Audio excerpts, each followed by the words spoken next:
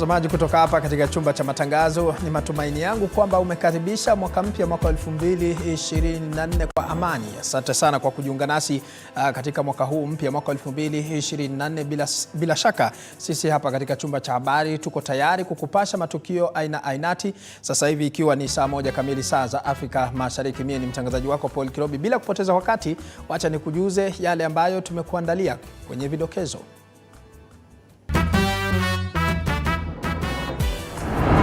Mashirika ya kutetea haki za kibinadamu wafika mahakamani wakitaka maafisa wa afisi ya DPP kufunguliwa mashtaka kwa kuvuruga kesi ya mabwawa ya Aror na Kimwarer.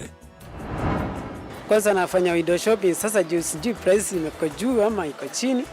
Hii gharama ya maisha imetupeleka juu sana. Maduka ya kuuza bidhaa za shule yafurika, huku wazazi wakieleza ugumu wanaopitia katika jitihada za kuwarejesha wanao shuleni, wakilalamikia gharama ya juu ya maisha. Nimetoka kutafuta uniform ya mtoto, lakini niko bei kali sana. Serikali yahairisha mpango wa kufutilia mbali visa kwa wageni wanaoingia Kenya, ikisema kuwa mfumo wa mpango huo hauko tayari.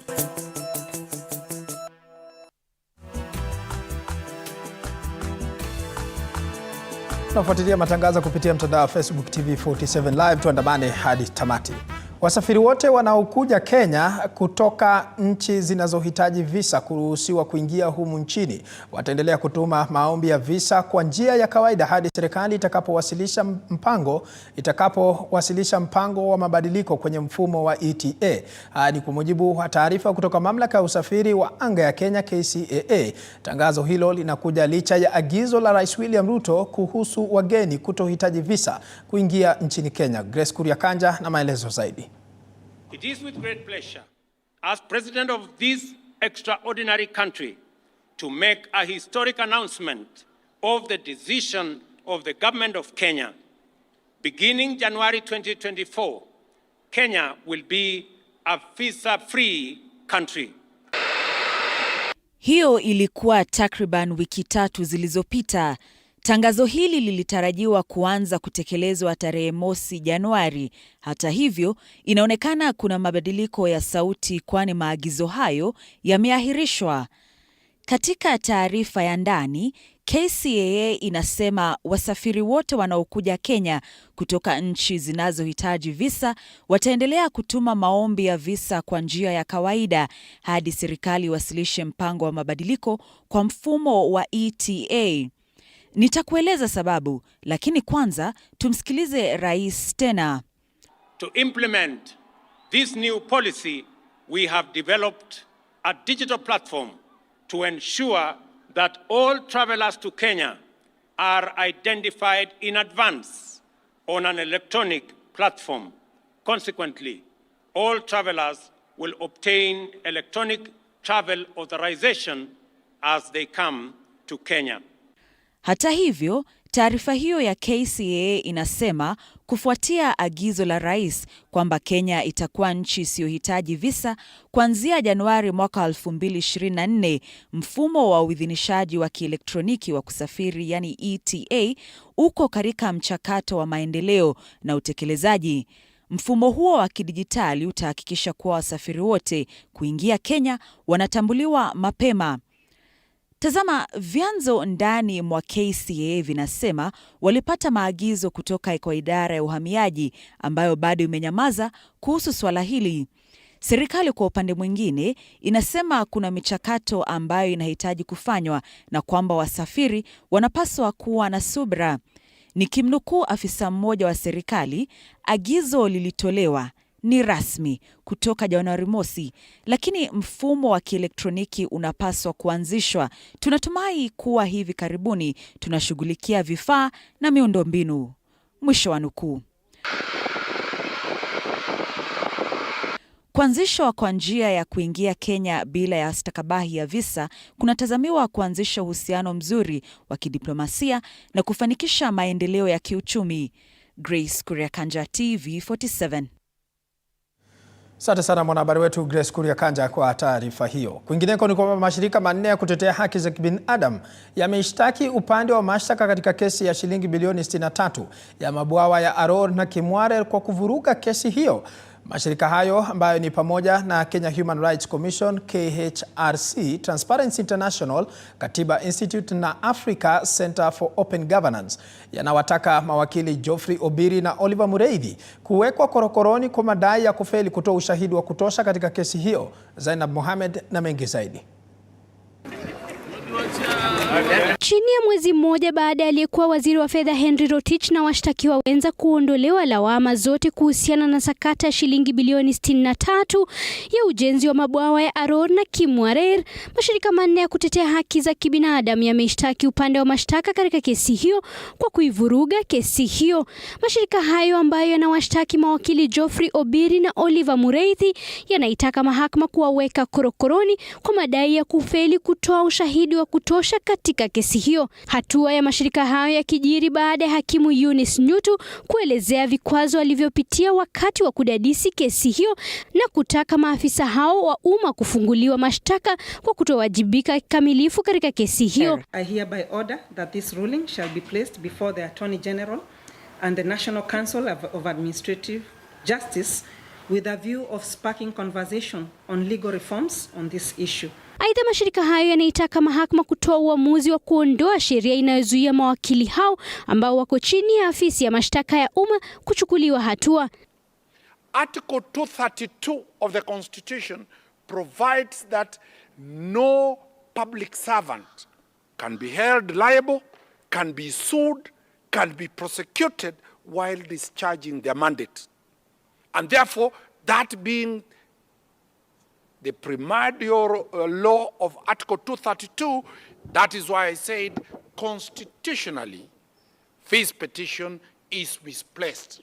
It is incumbent upon the petitioner to demonstrate to court what is there that should demonstrate the bad faith in Mr. Obiri's exercise of powers as an officer of the office of the ODPP, in Mr. Mureithe's exercise of powers as an officer of the ODPP. So it is a wait and see so that we can see what they will do. But as far as I am concerned, it is speculative, it is vexatious if you ask me, and it is one attempt of wasting the honorable court's time. Mashirika hayo vile vile yameiomba mahakama kutoa uamuzi kuwa afisi hiyo pamoja na mawakili hao walienda kinyume na sheria walipokosa kutumia uhuru wao katika kufikisha ushahidi wa kutosha mbele ya mahakama wakati kesi hiyo ilipokuwa inaendelea. Aliyekuwa waziri wa fedha Henry Rotich pamoja na washtakiwa wenza waliondolewa lawama zote kuhusiana na sakata hiyo ya shilingi bilioni 63 mnamo tarehe 14 mwezi Desemba baada ya upande wa mashtaka kukataa kuwafikisha mashahidi 41 mbele ya mahakama kutoa ushahidi kuhusiana na kesi hiyo. Zainab Mohamed, TV47. Tukiachana na taarifa yake Zainab Mohamed, kwingineko ni kwamba idadi ya wanaosafiri kutoka Mombasa kuelekea maeneo mengine ya nchi hasa Nairobi baada ya likizo imepungua ikilinganishwa na miaka ya nyuma, ishara kuwa watu wengi hawakusafiri pwani kupata burudani za mwaka mpya. Wahudumu wa magari hasa manamba na wanaopakia mizigo kwenye mabasi wamesikitika kwamba hali ngumu ya maisha imefanya usafiri kuwa mgumu, kwani nauli pia imeongezwa kufuatia bei ya juu ya mafuta na hivyo kuwafanya abiria kususia safari, jambo ambalo limehatarisha kazi yao, kwani baadhi yao wameachishwa kazi miaka ya hapo awali kipindi baada ya sikukuu ya mwaka mpya ukabiliwa na wasafiri wengi, kinyume na hali iliyoshuhudiwa hii leo.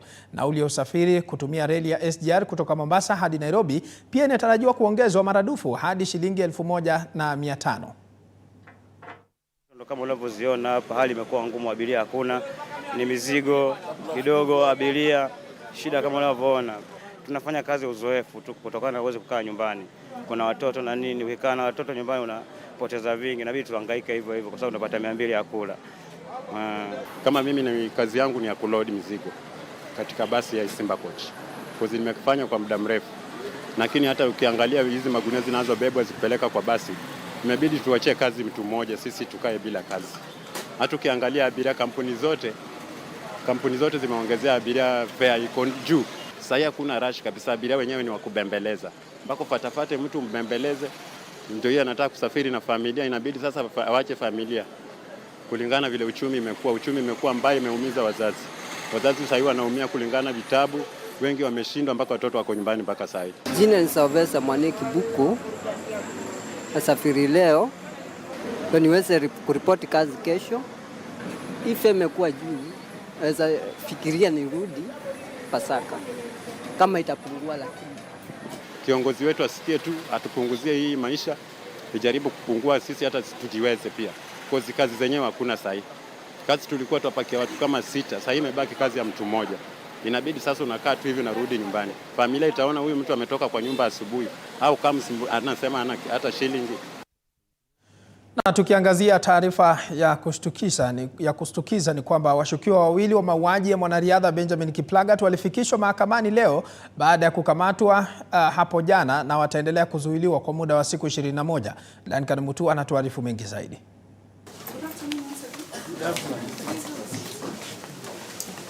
Washukiwa wawili waliokamatwa kwa tuhuma za kuhusika na mauaji ya mwanariadha Benjamin Langat, David Lokere na Peter Kalumi walifikishwa katika mahakama ya Eldoret chini ya hakimu mwandamizi Cherono Kese.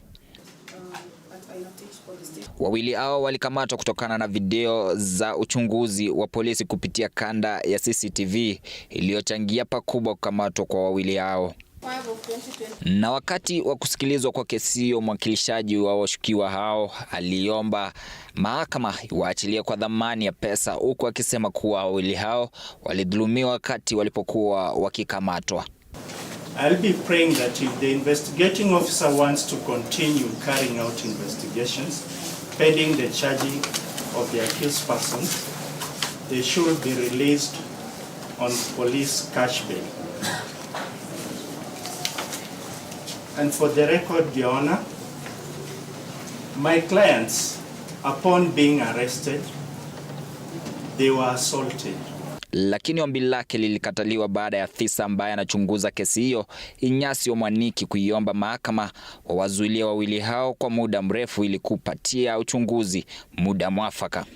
The investigation is still ongoing and it is in the best interest of justice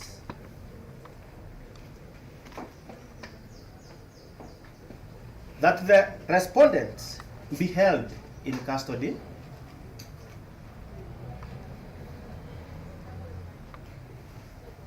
for 21 days so as to facilitate comprehension of the investigation. Jaji Cherono Kese akiamua kuwa wawili hao wataendelea kuzuiliwa kwa muda wa siku 21 na watarejea mahakamani tarehe 24 mwezi huu. I've also considered the provisions of Section 58 of the National Police Service Act, which provides for powers to arrest by the police. Further, I take careful consideration of the fact that the general welfare of the public is disturbed by the death of the deceased in this matter. It is in the best interest of justice that I allow the application by the prosecution to hold the suspect for 21 days. You have 14 days return of appeal. Sonkule. The suspects will be held at Eldoret Central Police Station for 21 days. We mentioned the matter on 24th of January 2024 before court started. Duncan Mutua, TV47.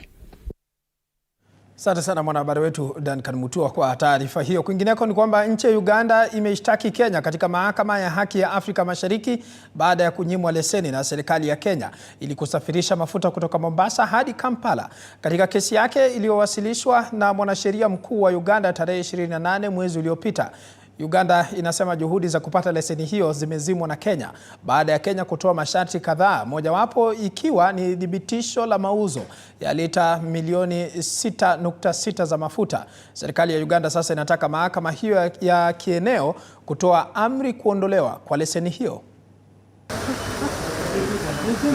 Kwa mara ya kwanza serikali za Kenya na Uganda zitapambana mahakamani kutokana na ugomvi wa usafirishaji wa bidhaa za mafuta ya petroli kutoka Mombasa hadi Kampala. Hii ni baada ya mwanasheria mkuu wa Uganda Kiriyo Kiwanuka kuishtaki Kenya kwenye mahakama ya haki ya Afrika Mashariki, Uganda ikiitaka Kenya ishurutishwe kuipa leseni ya kusafirisha mafuta, huku ikiomba mahakama kuamua kuwa Kenya imekiuka mkataba na itifaki za Afrika Mashariki. Mtafaruku wa mafuta ulianzia baada ya Kenya kuinyima Uganda leseni ya kusafirisha mafuta mwezi Novemba mwaka uliopita. Kenya kupitia Wizara ya Kawi na shirika la kuratibu bei na kudhibiti kawi nchini EPRA ilitoa masharti ambayo Uganda ilifaa kutimiza, mojawapo ikiwa bei ya mauzo ya lita milioni 6.6 bomba la mafuta ambalo ni halali na vituo 5 vya mafuta nchini. Shirika la mafuta nchini Uganda UNOC hata hivyo limesema lilifungua tawi nchini Kenya, huku serikali ya Uganda sasa ikitaka mahakama hiyo kuingilia kati, kwani Uganda inahujumiwa kinyume na mkataba unasimamia Afrika Mashariki. Uganda inadai shirika lake la mafuta ni la serikali na sio kampuni ya kusafirisha mafuta, na kuomba mahakama kuamua Uganda haihitaji leseni kusafirisha mafuta. Licha ya ugomvi huo, Uganda vilevile inafanya mazungumzo na serikali ya Tanzania kutumia bandari ya Dar es Salaam kusafirisha mafuta. Nchi ya Uganda husafirisha lita bilioni 2.5 za mafuta kupitia bomba la mafuta la KPC kila mwaka yenye thamani ya zaidi ya shilingi bilioni 300. Apol Kamau, TV47. Na tukiachana taarifa yake Paul Kamau, kwingineko ni kwamba familia moja huko Kagio katika kaunti ya Kirinyaga iko katika huzuni kufuatia kifo cha mtoto wao wa kiume mwenye umri wa miaka 13 ambaye anadaiwa kuzama kwenye kidimbwi cha kuogelewa katika hoteli siku ya mwaka mpya. Kisa hicho kilithibitishwa na kamanda wa polisi wa Mwea Magharibi Mbatian Kantai. Kama ada ya kusherehekea mwaka mpya, familia ya Eunice Wairimu ilienda kusherehekea kwa hoteli moja eneo la Kagio, kaunti ya Kirinyaga, ambapo mwanawe Eunice alienda kuogelea katika kidimbwi cha kuogelea na kudaiwa kufariki katika mazingira tatanishi. Mtoto wako na miaka 14, anasomea Rwangondu, ako grade 7 na aliingia hapo kwa hiyo swimming pool masaa ya saa 9 na amekuja kujulikana mtoto hayuko masaa ya saa 11.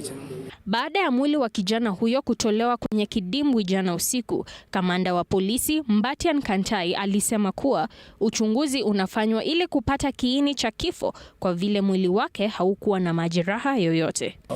Tuliweza conduct search kwa ile kidimbwi na mwendo wa saa 5 tumeweza kupata mwili wa mtoto wa miaka 13. Mwili hauna majeraha. Tunafanya uchunguzi kujua chanzo cha kifo cha mtoto huyo. Maiti ya mtoto inapelekwa katika hifadhi ya maiti ya Kirogwea. Kamanda wa polisi amehimiza wazazi kuwa waangalifu hasa wanapopeleka watoto wao kuogelea ili kuepuka kesi za kuzama majini na vifo vinavyosababishwa na wazazi kutokuwa waangalifu. Natasha Wairimu, TV47. Na tukiachana na taarifa yake Natasha, kwingineko ni kwamba baada ya shamra za Krismasi na mwaka mpya, wazazi wanawarudisha watoto wao shuleni sasa wamelalamikia ugumu wanaopitia katika jitihada za kurejesha wana wao shuleni kwa muhula wa kwanza juma lijalo. Wazazi hao wanahofia kuwa gharama ya elimu inaweza kuwafanya baadhi ya wazazi kushindwa kusomesha watoto wao iwapo Wizara ya Elimu haitaingilia kati. Chichi Josephine anatueleza mengi zaidi. Wasiwasi umetanda miongoni mwa wazazi nchini, huku maelfu ya wanafunzi wakitarajiwa kurejea shuleni wiki ijayo licha ya hali ngumu ya kiuchumi nchini ambayo inakabiliwa na sintofahamu. Katika pitapita zetu kwa maduka yanayouza bidhaa za shule jijini Nairobi, wazazi na walezi wamemiminika ili kuwapatia wanao bidhaa wanazohitaji kurejea shuleni kama vile sare, wengine wakilalamikia gharama ya juu ya bidhaa hizo. Right now I'm from Uhuru Market, where I think most of the parents have flocked there because of prices. So you have to see what you can get from there as you try to cut cost as you come uptown to see what the remaining things, if you'll get them in town. Katika duka la vitabu la Savanis katika barabara ya Latema hapa jijini Nairobi, wazazi wengi wako katika njia panda katika halahala za kununua vitabu, ikizingatiwa kwamba Wizara ya Elimu ilifanyia mabadiliko idadi ya masomo. Wanafunzi watasoma kuanzia muhula wa kwanza juma lijalo. Kulingana na walimu wanasema kama una kila kitu mtoto wako asirudi shule. Uambatane na school fees na vitu zinahitajika abato from stationery na balance yenye ulibakisha last year. Hali ilikuwa sawia katika kaunti ya Nakuru. Katika duka la vitabu la Patmat lililoko katikati mwa jiji la Nakuru, wazazi walimiminika kununua bidhaa za shule kwa ajili ya watoto wao. Hata hivyo, wakilalamikia bei ya juu ya bidhaa hizo. The cost is not that friendly, but all the same, it all depends on how you prepared or how merry your Christmas was. So we had to spare some coins to ensure that we preserve some budget for the books. Nitoka kutafuta uniform ya mtoto. Akili iko bei kali sana, bei iko juu. Wauzaji katika biashara hii wamelalamikia uuzaji wa hali ya chini wa bidhaa hizo muhimu, huku wakikosoa serikali kwa kuweka sera zisizo za umuhimu ambazo zimekuwa zikilemaza biashara hiyo. The sales this year round are very low compared to other years that we have been doing business. We attribute this to a few things. One, the times are hard, and secondly, the introduction of fees. Wazazi hata hivyo wamewasihi viongozi kushinikiza serikali kuhakikisha kuwa wanafadhili mahitaji ya elimu kupitia wizara. Mimi kwa naomba hii mwaka at least vitu zikuwe sawa, tupunguziwe gharama ya vitu. Chichi Josephine, TV47. Wetu Chichi Josephine kwa taarifa hiyo. Tukiachana na hayo, kwa sasa tunaangazia kauli yake Rais William Ruto, ambapo Rais William Ruto amezidisha vijembe dhidi ya wanaopinga ajenda za serikali yake kupitia idara ya mahakama, akisema kuwa pingamizi hizo zinatishia kulemaza mipango ya serikali ya kuboresha maisha ya Wakenya. Akizungumza katika mazishi ya mzee Michael Maigo ambaye ni babake seneta wa Nyandarua John Methu, Rais amesema kuwa watu hao wameshirikiana na maafisa kadhaa wa idara ya mahakama ili kuhujumu mipango ya serikali. Mambo ya wachache, people with vested interest, people who are beneficiaries of the corruption in the former NHIF, ganging up with corrupt judicial officials to stall the program that is going to make it possible for ordinary citizens to access healthcare, so that a few corrupt characters, hospitals, fake doctors can continue to steal from NHIF. I want to tell them it will not happen in Kenya again, and we will stop it. We support the independence of the judiciary, but corrupt judicial officials working with those who vested interests that are benefiting from money stolen from NHIF, who want to perpetuate judicial tyranny and judicial impunity, we will deal with them. We will fight with them. We will not allow them. They will not go far. Mimi nataka niwatangazie mapema. Mimi ni mtu ambaye naamini mahakama. I respect the judiciary. I respect the independence of the judiciary. But I also believe that the judiciary cannot be abused by a few corrupt judicial officials. Imagine. Taarifa hiyo utaipata kwa mapana na marefu mwendo wa saa 3. Na hayo yakijiri, kinara wa Azimio la Umoja One Kenya Raila Odinga amewashinikiza viongozi kuipa kipaumbele majukumu badala ya kufanya kampeni za mapema. Odinga amewaarifu viongozi waliochaguliwa kufanya maendeleo jinsi walivyowaahidi wananchi wakati wa kampeni. Akizungumza wakati wa sherehe iliyoandaliwa na gavana wa Kakamega Fernandez Baraza nyumbani kwake eneo la Matungu, ameshikilia kwamba kampeni za mapema imezua siasa za mapema na huenda ikalemaza ajenda ya kufanya maendeleo. Wakati huo huo, gavana Fernandez Baraza alipongeza kauli yake Raila Odinga, akisema kwamba kampeni ya mapema inaweka taifa katika hofu ya siasa chafu zisizokuwa na mwelekeo. Unaona sasa Wamarekani wanaenda kwa uchaguzi mwaka huu, na wengi makandidates walianza kudeclare Oktoba, Novemba, December ndio wanadeclare mimi nitakuwa candidate. Na manake bado wamebaki na miezi 10 ya kufanya kampeni. Na Amerika ni continent, sio kama Kenya hii. Kenya ni kama Texas, Texas ni kubwa peke yake. Kwa hivyo wakati itakuja, wewe utasimama kama MCA, utasimama kama MP, utasimama kama women rep, kama senator, kama governor. Lakini tukianza kupigana sana sana, hasa sisi watu wa ODM na ODM, pande hii au Azimio na Azimio, unaleta kufanya kazi inakuwa ngumu hata kwa gavana kufanya kazi yake. Fika mwaka wa 2027, wale ambao wanatafuta viti, you will be free to campaign for whatever position.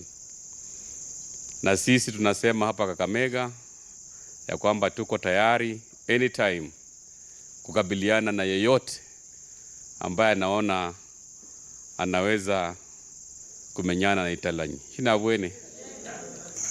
Sisi tunaendelea kusukuma gurudumu ya wananchi hapa chini. Na at the end of the day, baba, ninajua Zakari atashuka. Asiposhuka tutakata miti. Na tukiachana na masuala ya siasa, wazazi wanapoendelea na kuwatayarisha wanao kurudi shuleni, mgomo wa walimu unanukia. Walimu hao wa shule ya sekondari ya awali maarufu JSS iliyo katika mfumo mpya wa masomo wa CBC wamesema kuwa serikali na tume ya kuajiri walimu nchini TSC inafaa kusikiliza vilio vyao. Walimu hao ambao waliandaa migomo kote nchini mwaka uliopita wametishia kugoma iwapo lalama zao hazitashughulikiwa. Shughuli ya kuwatayarisha wanafunzi kurudi shuleni baada ya likizo ndefu ya Krismasi na mwaka mpya unaendelea, huku wazazi wakinunua sare za shule, vitabu na mahitaji mengine. Kwa mkono mwingine, walimu wa shule za sekondari ya awali ama JSS katika mfumo wa CBC wanatishia kugoma. We have worked tirelessly. We have been burdened with the problem that JSS came with from the beginning of the year. Lalama zao zikianza na kuajiriwa kwa walimu zaidi ya 20,000 ambao walikuwa katika elimu ya nyanjani kwa mwaka mmoja, na baadaye kubaini kwa tume ya kuajiri walimu ya TSC haikuwa na nia ya kuweka ahadi ya kuwapa ajira. We are on with the push. We want to have a clear call to the government. More specifically, we understand that the President, His Excellency William Samoei Ruto, is the only man at the position to issue the funds, to authorize the funds for the confirmation of 21,550 teachers for confirmation to ensure that there is smooth transition of the CBC curriculum. Aidha, wamesema kwa tume hii imechafuliwa na ufisadi, kwani wanasiasa wengine wameshuhudiwa wakijihusisha na kuwapa walimu nafasi za kufunza ingawaje hiyo sio kazi yao. This will be the list of what we expect from them to confirm this JSS interns, because we have delivered the students going to grade 8 are well trained and well taught by these teachers tirelessly. So kindly, the government should do whatever they can to ensure that they confirm these teachers. Rais William Ruto alipokuwa na wanahabari katika ikulu jijini Nairobi aliwasihi walimu hao kwa wapole na kumalizia mafunzo yao ya kazi ya miaka 2 kabla ya kuandikwa kazi rasmi. Sekta zote kabla ya kuajiriwa permanent and pensionable unafanya kazi internship miaka 2. So they will complete, once they complete their internship of 2 years, we will hire everybody. So they need to relax. They need to go through the process. They will have the first priority when we hire teachers after the internship. And we are not doing internship only with teachers. Aidha, walimu hao katika taarifa yao wamesema kuwa mafunzo ya kazi ya miaka 2 haikubaliki na katiba. If they do not, we are making this statement out clear that we will not report to class from January 8th. Parents need to know that their children will be in class with no teacher. Wametaka tume ya kupambana na ufisadi EACC kuanzisha uchunguzi wa tume ya kuajiri walimu ili kuhakikisha tume hiyo inawajibika katika utendakazi. Vera Alberta, TV47, Nairobi. Asante sana mwanahabari wetu Vera Alberta kwa taarifa hiyo. Bila shaka tunachukua pumziko mafupi kwa sasa. Imekatika dakika 28 kabla ya saa 1. Kwa hivyo usiende mbali, tutakuwa tunarejea na mengi zaidi. Mimi ni mtangazaji wako Paul Kirobi, mfasiri kwa lugha ya ishara anafahamika kama Roda Nyamae. Kwa hivyo usibanduke.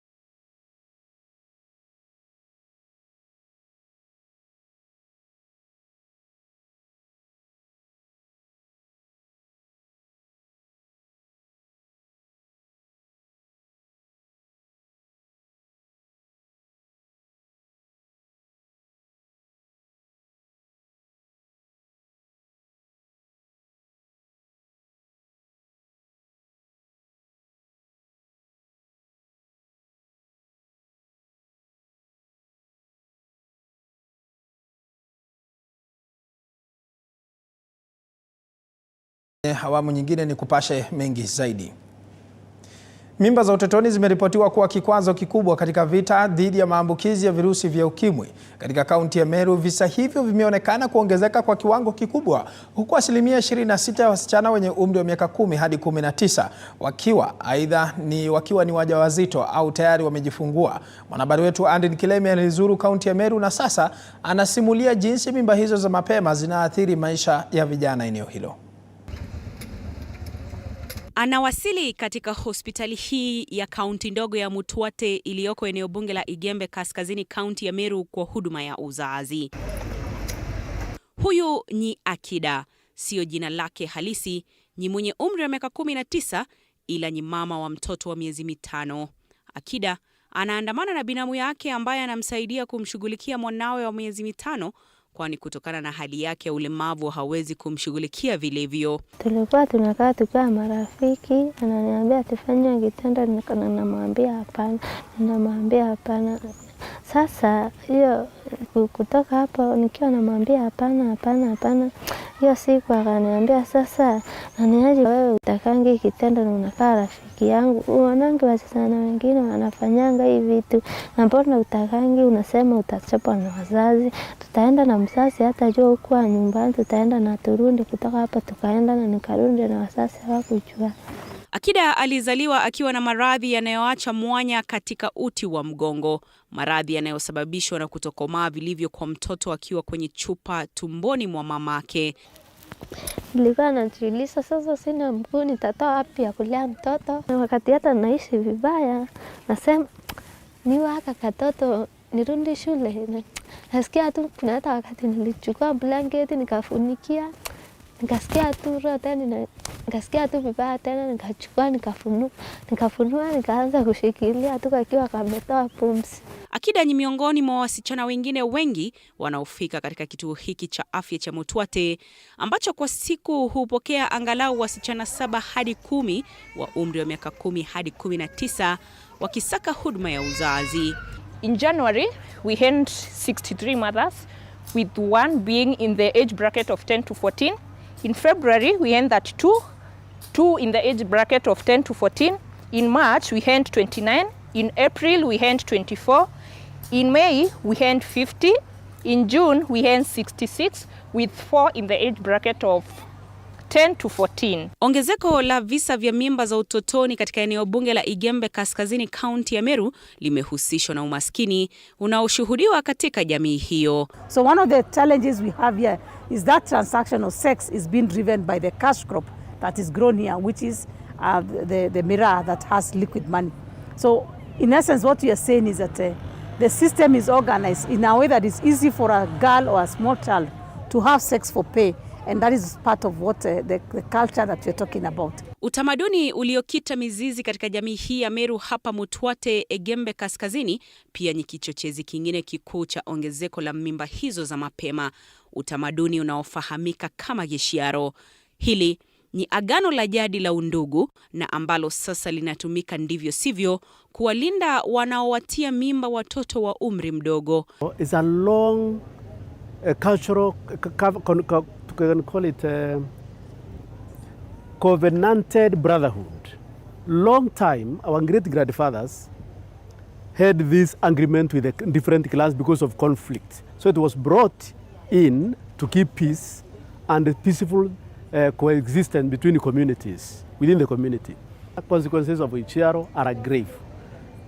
It is one easy way of, for example, if you have my money, if you take something from me and you refuse to pay me, I will send Mushiaro to you. That person, you will have to give him the money. If you don't, death, pain, suffering of any kind, sickness of any kind. Aidha, cha kustaajabisha zaidi ni kuwa idadi kubwa ya visa vya ujauzito vilivyonakiliwa kwenye rekodi za hospitali ya Mutwate vilitokana na mahusiano ya kingono ya watu wa damu moja. And when you look at our data for incest, again we start classifying who are these people who are having incestuous relationship with their children. We again classify them coming from grandfathers, fathers, uncles and brothers in that order. Swala la upangaji uzazi ni swala ambalo wameambaa wakazi wa eneo hili la Mutwate. Ni vigumu kwa wazazi kuketi chini na wana wao kujadili masuala ya elimu ya ngono, na hivyo hali hii inawaweka vijana katika hatari sio tu ya kupata mimba za utotoni, bali pia kuambukizwa virusi vya ukimwi. I've realized many girls are really scared. They don't want to mention because of the age. Again, they are fearing. But my prayer is they need to know, they need to understand about the family planning. Many of them are fearing because they are underage. Probably they know they have side effects. Akida anajuta sana kuhusika katika tendo la ndoa mapema, huku akitoa wito kwa vijana wenzake kutojitosa katika raha za duniani kabla ya wakati wao kufika.